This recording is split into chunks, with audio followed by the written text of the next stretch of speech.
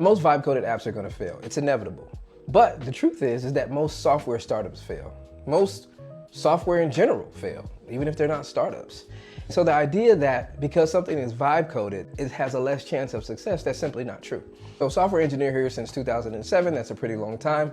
My wife Olivia, who is also a software engineer, we've invested over $250,000 of our own money in software startups and have earned over $400,000 a year building software for companies. So I think that I'm more than qualified to talk about this. The truth is that most vibe coding startups fail, not necessarily because they're bad ideas, but because they're ideas that nobody really asked for.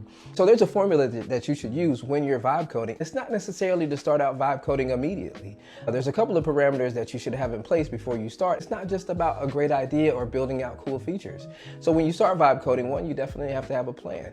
You have to know exactly what it is you're building and the audience that you're catering to. Of course, I know that's really, really general, but that's where most people fail. Even with me, when I discovered vibe coding, which was like amazing to me, coming from a person that started years and years ago in a program called Dreamweaver. Dreamweaver, we're building out applications, and I learned from a company called lynda.com. So I'm a self-taught software engineer.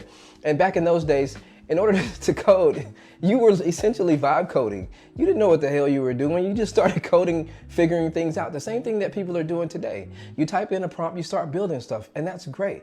But the idea that it's going to gain traction and have users, that's really not practical. So when you start out vibe coding, make sure that you have a plan. Make sure you know who your users are going to be, that they're going to be paying users if you have a paid platform, how to scale that business or scale that software on demand.